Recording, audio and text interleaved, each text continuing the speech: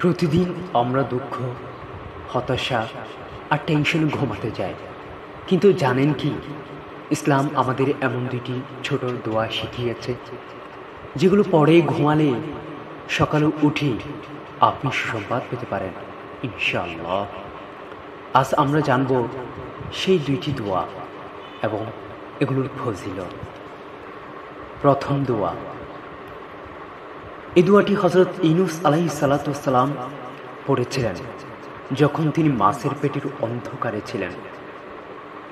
আল্লাহ তাআলা এই দোয়া কবুল করেছিলেন এবং তাকে মুক্তি দিয়েছিলেন।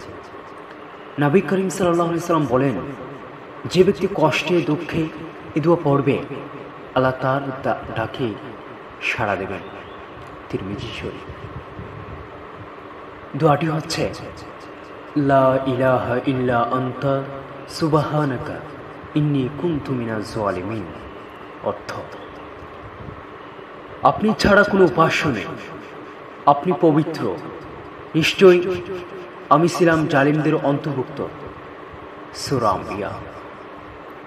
তাই ঘুমাতে যাওয়ার আগে একাগ্র মনে এই দোয়াটি 7 বার পড়ুন। দ্বিতীয় দোয়া, ইয়া ফাত্তাহু ইয়া রাজ্জাকু। ইয়া ফাত্তাহ অর্থ হচ্ছে হে উন্মোচনকারী, হে রাস্তা খুলে দেওয়ার সৃষ্টিকর্তা। ইয়া রাজ্জাক, হে রিজিক দানকারী।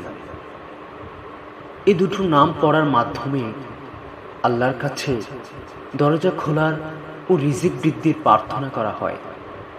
ঘুমাতে যাওয়ার আগে 100 বার বলুন, ইয়া ফাত্তাহু ইয়া রাজ্জাকু।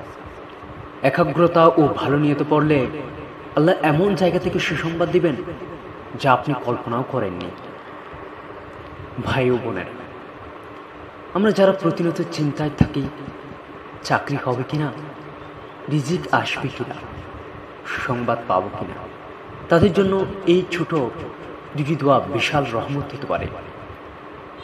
আল্লাহর কাছে সবকিছু সহজ, আমরা শুধু তার দিকে ফিরি, তিনি সবকিছু খুলে দেন।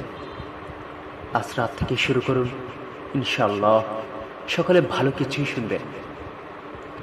ভিডিওটি যদি আপনার ভালো লাগে তাহলে লাইক দিন, শেয়ার করুন এবং চ্যানেলটি সাবস্ক্রাইব করুন। ফেসবুক হলে আপনি ফলো দিয়ে পাশে থাকুন এবং কমেন্টে জানান এই ভিডিওটি আপনার কেমন লেগেছে এবং এরকম ভিডিও আপনি আরও চান কিনা। ধন্যবাদ। আসসালামু আলাইকুম।